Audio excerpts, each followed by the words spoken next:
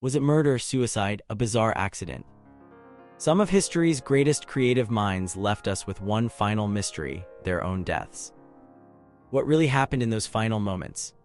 Number 15. Virginia Woolf, River's Embrace.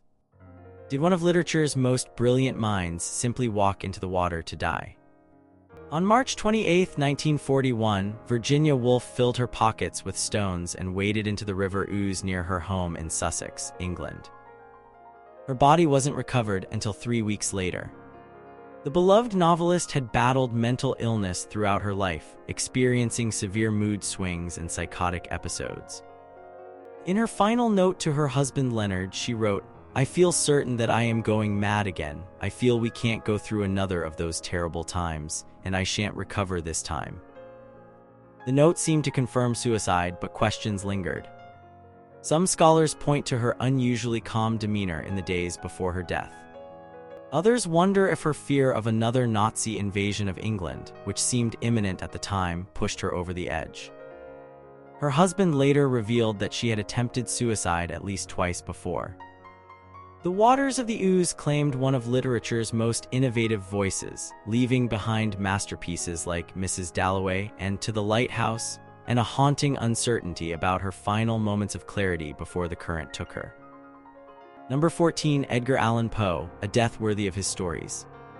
What happened during Edgar Allan Poe's final days that left him delirious and wearing another man's clothes? On October 3, 1849, the master of macabre literature was found stumbling through the streets of Baltimore, incoherent and dressed in clothing that wasn't his own. Poe was taken to Washington Medical College, where he spent 4 days slipping in and out of consciousness, never becoming lucid enough to explain what had happened to him. He reportedly called out the name Reynolds multiple times before his death, though no one knew who Reynolds might be. The attending physician noted that Poe died from congestion of the brain, but the medical records were lost and no autopsy was performed. Theories about Poe's death have multiplied like characters in one of his Gothic tales. Was it alcoholism, as many initially assumed? Was he beaten by political thugs in a practice known as cooping, where victims were drugged and forced to vote multiple times in different disguises? Did he suffer from rabies or carbon monoxide poisoning? Or was it a brain tumor, diabetes, or heart disease? The man who gave us The Telltale Heart and The Raven left behind a real-life mystery as intriguing as any he wrote, with his final words remaining as enigmatic as his stories. Number 13. Vincent van Gogh, the gunshot heard across art history. Did the troubled genius really take his own life, or was there something more sinister at play? On July 27, 1890, Vincent van Gogh staggered back to his room at the Auberge Revue in Auvers-sur-Oise, France, with a bullet wound in his chest. When asked if he had tried to kill himself, he reportedly answered, "I believe so." Van Gogh lingered for 30 hours before dying with his brother Theo at his bedside. The official conclusion was suicide, which matched the artist's history of mental instability, including the infamous ear-cutting incident. Yet no gun was ever found, and the bullet entered at an unusual angle for self-infliction. In 2011, Pulitzer Prize-winning authors Stephen Nafay and Gregory White Smith proposed in their biography that Van Gogh might have been accidentally or deliberately shot by local boys who had been tormenting him. They suggested Van Gogh claimed it was suicide to protect the boys. Other theories include murder by a local businessman or even a botched suicide attempt that resulted in a non-immediately fatal wound. Whatever happened that summer day, the world lost a visionary who had completed over 2,000 artworks in just a decade, most of which remained unsold during his lifetime. The painter who gave us Starry Night left behind one last mystery as swirling as his famous skies. Number 12. Sylvia Plath, The Oven Door. Was her final act planned with chilling precision or a desperate impulse? On February 11, 1963, acclaimed poet Sylvia Plath sealed the kitchen door with wet towels, turned on the gas oven, placed her head inside, and ended her life at just 30 years old. Before this final act, Plath had carefully prepared bread and milk for her 2 sleeping children upstairs and left a note asking whoever found her to call her doctor. The timing seemed deliberate. She had arranged for a nanny to arrive that morning, ensuring her children wouldn't be alone for long. Plath's suicide came after a tumultuous period in her life. Her husband, poet Ted Hughes, had left her for another woman. It was the dead of winter in London during one of the coldest years on record. She was struggling as a single mother while battling depression, a condition that had previously led to a suicide attempt in her college years. Some blame Hughes for her death, pointing to his affair and their separation. Others note that Plath had taken her prescribed antidepressants the day before and may have been experiencing withdrawal. Still others suggest her depression was exacerbated by the side effects of medication she was taking for a cold. What makes her death particularly haunting is that Plath seemed to be on the cusp of literary breakthrough. She had just published her novel The Bell Jar, and the poems that would form her collection Ariel, which would cement her reputation as one of the 20th century's most important poets, were largely complete. Was her suicide a long-planned escape from pain, or an impulsive act during a particularly dark moment? Number 11. Marilyn Monroe, Hollywood's eternal mystery. How did America's most famous blonde bombshell really die that August night? On August 4, 1962, Marilyn Monroe was found dead in her bedroom, naked and face down on her bed, with an empty bottle of sleeping pills nearby. The official ruling was probable suicide by barbiturate overdose. But something about this tidy explanation has never satisfied the public imagination. No water glass was found in her room to help swallow all those pills. No suicide note appeared. The timeline of discovery and reporting of her death contained suspicious gaps. And toxicology reports showed extremely high levels of pentobarbital and chloral hydrate in her bloodstream, but no pill residue in her stomach. Monroe's connections to powerful men fueled conspiracy theories. She had allegedly had affairs with both President John F. Kennedy and his brother Robert. Phone records showed calls to the White House in her final days. Some claim she was murdered to prevent her from revealing sensitive political information or threatening Kennedy family reputations. Others point to her troubled history, a difficult childhood in foster homes and orphanages, 3 failed marriages, and previous suicide attempts, as evidence that she had simply reached her breaking point. The 36-year-old had recently been fired from a film project and was struggling with insomnia and dependency on prescription medications. The woman born as Norma Jean Mortensen transformed herself into an icon of beauty and sensuality, only to leave behind Hollywood's most enduring death mystery. Was it suicide, accidental overdose, or murder? The final scene of Marilyn Monroe's life remains as ambiguous as some of her most nuanced performances. Number 10. Kurt Cobain, grunge's last note. Did the voice of generation, the 10th, choose to silence himself, or was something more nefarious at work? On April 8, 1994, Kurt Cobain's body was discovered in the greenhouse above his Seattle home with a fatal shotgun wound to the head. A suicide note was found nearby, and high levels of heroin were detected in his bloodstream. The official ruling was suicide, but questions have persisted. How could someone with so much heroin in their system physically manage to use a shotgun? Why were there no legible fingerprints on the gun? Why did Cobain's credit card continue to be used after his estimated time of death? Cobain's wife, Courtney Love, became the focus of murder theories, with some claiming she had motive, a potential divorce, and opportunity. Private investigator Tom Grant, hired by Love herself to find Cobain when he went missing days before his death, became convinced that Cobain was murdered and has spent years trying to have the case reopened. Others point to Cobain's history of depression, his chronic stomach pain, his discomfort with fame, and previous suicide attempts as evidence that he took his own life. In a telling MTV interview months before his death, Cobain had said, "I'm not going to be able to handle the fame. I don't want any of it." The Nirvana frontman who brought alternative rock to the mainstream and captured the disillusionment of 1990s youth culture left behind one final, tragic mystery. One that continues to inspire debate among fans and conspiracy theorists almost 3 decades later. Number 9. Ernest Hemingway, The Final Shot. Was it despair or dementia that led to the literary giant's final act? On the morning of July 2, 1961, Ernest Hemingway awoke in his Idaho home, retrieved his favorite shotgun from the basement, and ended his life with a shot to the head, just as his father had done before him. The Nobel Prize-winning author had been suffering from physical and mental deterioration.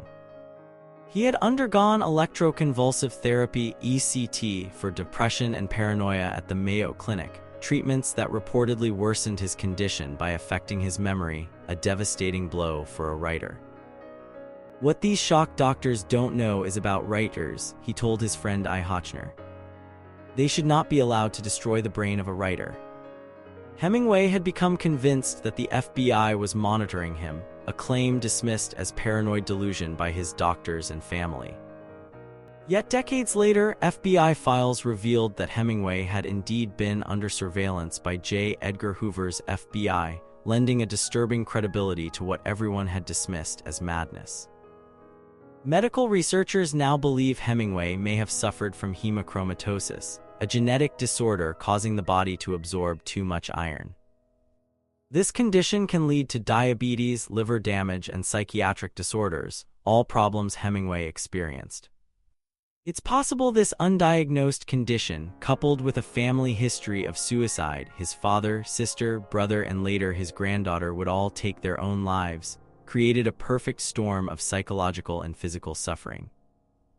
The man who redefined American literature with works like The Old Man and the Sea and A Farewell to Arms staged his own farewell with characteristic decisiveness, leaving us to wonder whether better medical understanding might have saved one of literature's most influential voices. Number 8. Jimi Hendrix, A Purple Haze of Uncertainty. What really happened in that London apartment on September 18, 1970? Jimi Hendrix, perhaps the greatest guitarist of all time, was found unresponsive in his girlfriend Monica Dannemann's apartment. The official cause of death was asphyxiation from choking on his own vomit after taking an overdose of barbiturates. But questions about Hendrix's final hours have persisted for decades. Dannemann's accounts of the timeline changed multiple times over the years. She claimed in one version that Hendrix was still alive when paramedics arrived, but they have stated he was clearly dead when they found him. The exact time of his death remains uncertain. Some have suggested Hendrix was murdered, possibly by his manager Michael Jeffrey, who allegedly took out a life insurance policy on the musician and stood to benefit financially from his death. Others claim Hendrix was deliberately overmedicated or forced to ingest wine and pills. Medical experts have noted that the amount of wine found in his lungs was significant, raising questions about whether someone might have poured it down his throat. Alternatively, it could simply indicate that Hendrix, who had been drinking heavily that night, passed out and aspirated the wine himself. At just 27 years old, Hendrix joined what would later be called the 27 Club, influential musicians including Janis Joplin, Jim Morrison, and later Kurt Cobain and Amy Winehouse, who all died at that same age. The guitar innovator who showed the world new sonic possibilities left us with one last mystery as complex as his revolutionary sound. Number 7. Oscar Wilde, The Hotel Room's Last Witness. What finally silenced literature's most brilliant wit? On November 30, 1900, Oscar Wilde died in a dingy Parisian hotel room, reportedly uttering his final bon mot, "Either that wallpaper goes or I do." The official cause was cerebral meningitis, but the circumstances surrounding his death have remained a subject of speculation. After serving 2 years of hard labor for gross indecency, homosexual acts, Wilde was released from prison in 1897, a broken man physically and financially.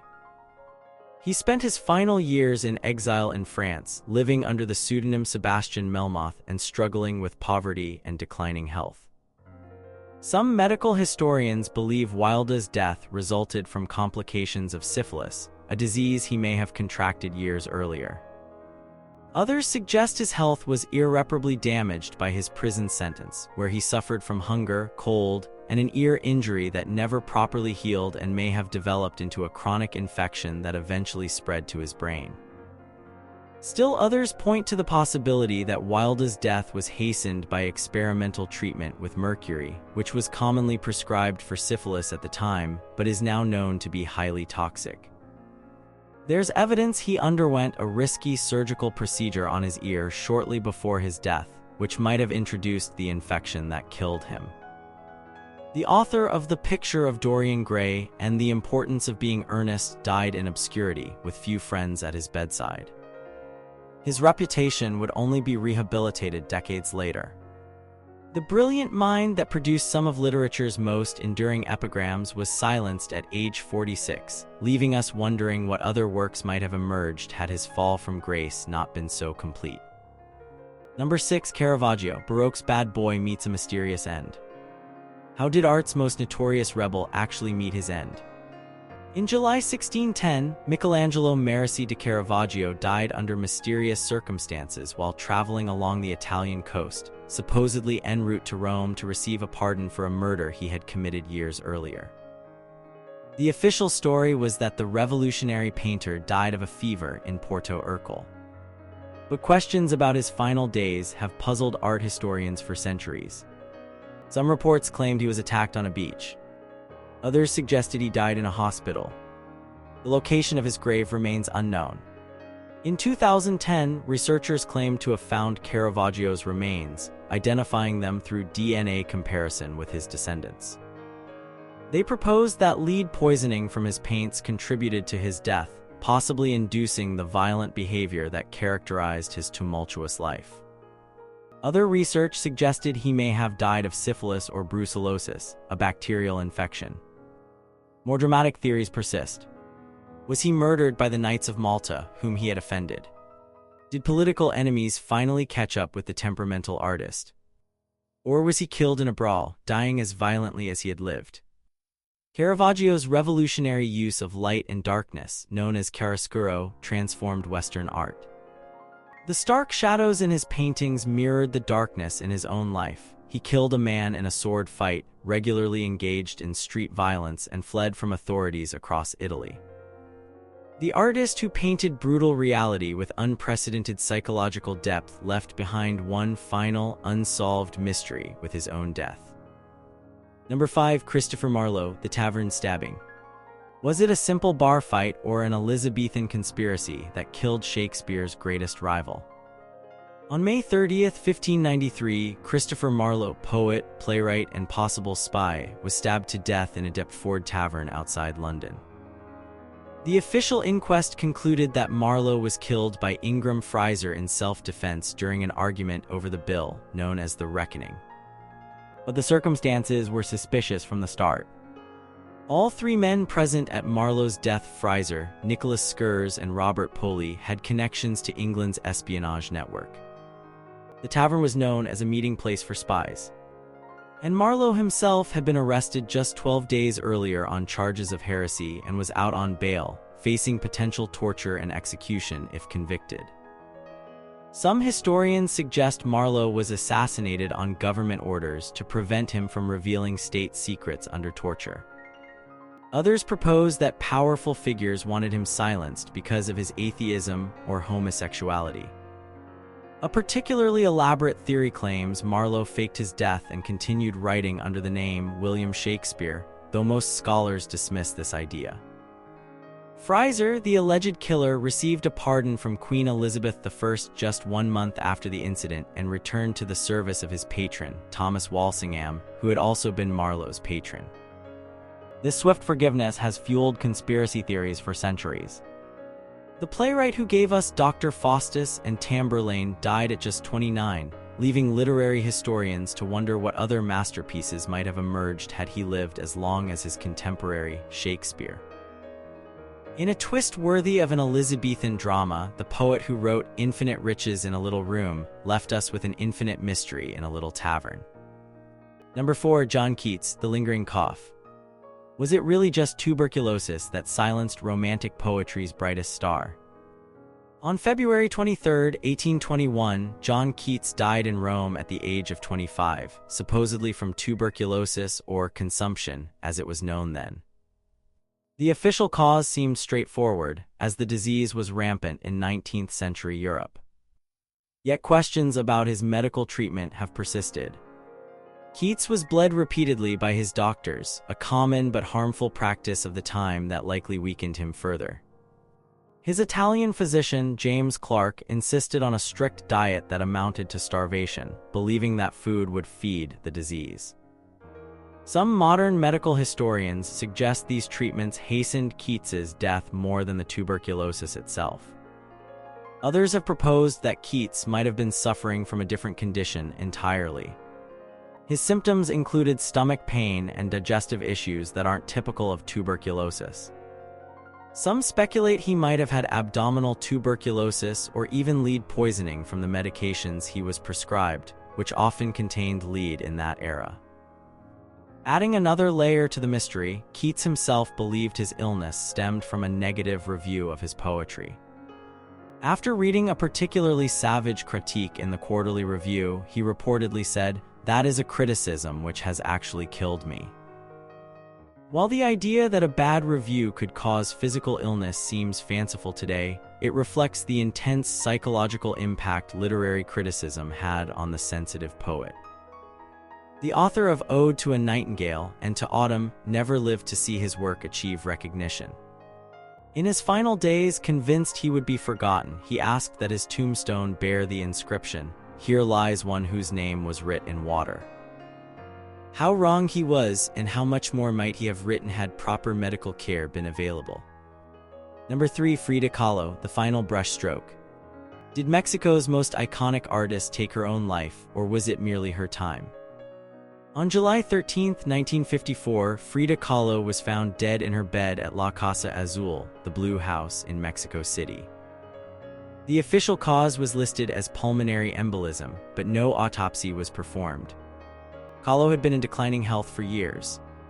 A bus accident in her youth had left her with lifelong pain and medical complications. She had undergone more than 30 surgeries in her lifetime, battled gangrene, and had her right leg amputated below the knee in 1953. She suffered from depression and had previously attempted suicide. Her final diary entry reads, "I hope the exit is joyful and I hope never to return," words that have fueled speculation about suicide. Her nurse reported that Kahlo had taken a higher dose of painkillers than prescribed on her final night. Her husband, the famous muralist Diego Rivera, later suggested to friends that Kahlo's death was a detached suicide, not a deliberate act, but a result of her willingness to risk her life by taking too much medication. Adding to the mystery, Kahlo's doctor noticed needle marks on her body that couldn't be explained by her medical treatments. Was she self-medicating with additional substances? Or was she deliberately taking an overdose to end her suffering? Others point to the fact that Kahlo had been planning future projects and had attended a political demonstration just days before her death, despite her poor health, as evidence that she wasn't planning to die. They suggest her weakened body simply couldn't continue fighting after decades of pain. The artist who painted her physical and emotional pain with unflinching honesty may have embraced death as the final escape from suffering, or she may simply have succumbed to her numerous health problems. Either way, her last painting, A Still Life of Watermelons, included the words "Viva la vida," long live life, a defiant celebration of existence even in the face of death. Number 2. Edgar Degas, The Isolated End. How did one of Impressionism's masters spend his final, solitary years?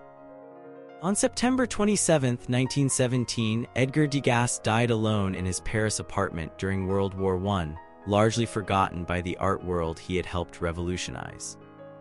The official cause was stated as natural causes related to old age, but the circumstances of his final years have raised questions.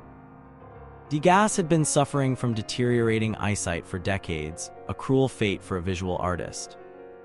By the time of his death at 83, he was nearly blind. He had withdrawn from public life, becoming increasingly reclusive and reportedly wandering the streets of wartime Paris, disoriented and disheveled. His politics had turned ever more reactionary in his later years. His virulent anti-Semitism, most notably expressed during the Dreyfus Affair, had alienated him from many former friends and colleagues. The once celebrated artist of the Paris Opera and its ballerinas became a bitter old man, abandoned by most of his social circle. Some historians have suggested Degas may have been suffering from undiagnosed dementia or other cognitive decline in his final years, accounting for his extreme behavior and isolation. Others point to the possibility that his increasing blindness led to severe depression, though no records exist of any diagnosis or treatment. Perhaps most mysterious is the question of what Degas was working on in his final years. With his vision so compromised, he had largely abandoned painting in favor of sculpture, particularly working with wax and clay, which allowed him to create through touch rather than sight. But most of these late works remain unknown, either destroyed or never cast in bronze until after his death. The artist who captured movement with unparalleled precision died in stillness and obscurity. His apartment was found to contain numerous artworks unknown to the public, including his now famous wax sculpture Little Dancer, which would only be cast in bronze posthumously. What other masterpieces might have been conceived but never executed as darkness closed in around the master of light and motion? Number 1. Mozart, the Requiem's recipient. Who ordered Mozart's final masterpiece and what really killed him? On December 5, 1791, Wolfgang Amadeus Mozart died in Vienna at the age of 35. The cause of death was officially recorded as severe miliary fever, a vague diagnosis that has spawned centuries of speculation. In the months before his death, Mozart had been working frantically on his Requiem Mass, commissioned by a mysterious stranger. According to Mozart's wife Constanze, he became convinced he was writing the music for his own funeral. "I am writing this requiem for myself," he allegedly said. The mysterious commissioner was later revealed to be Count Franz von Walsegg, who had planned to pass off the work as his own composition in honor of his deceased wife. The circumstances surrounding Mozart's final illness have fueled countless theories. Was it rheumatic fever, kidney failure, streptococcal infection, trichinosis from undercooked pork, mercury poisoning from treatments for suspected syphilis? Each theory has found its adherents among medical historians. Perhaps the most persistent myth is that Mozart was murdered by his rival composer Antonio Salieri, a legend immortalized in Peter Schaffer's play Amadeus and the Oscar-winning film adaptation. While historians have thoroughly debunked this theory, it captured public imagination because it transformed Mozart's mundane death from illness into a dramatic tale of jealousy and genius. Mozart's body was buried in a common grave, as was customary for Vienna's middle class at the time, not, as is sometimes claimed, a pauper's grave. The exact location was not marked and remains unknown, adding yet another layer of mystery to his death. The composer who created some of Western music's most transcendent works died before completing his final composition. The Requiem was finished by his student Franz Xaver Sussmayer, leaving us forever wondering, how would Mozart himself have concluded his own musical epitaph? And what other masterpieces might the world have enjoyed had he lived beyond his 35 years? Will we ever truly know what happened in those final moments when genius confronted mortality? Or is the uncertainty part of what keeps us fascinated with these creative spirits long after their deaths?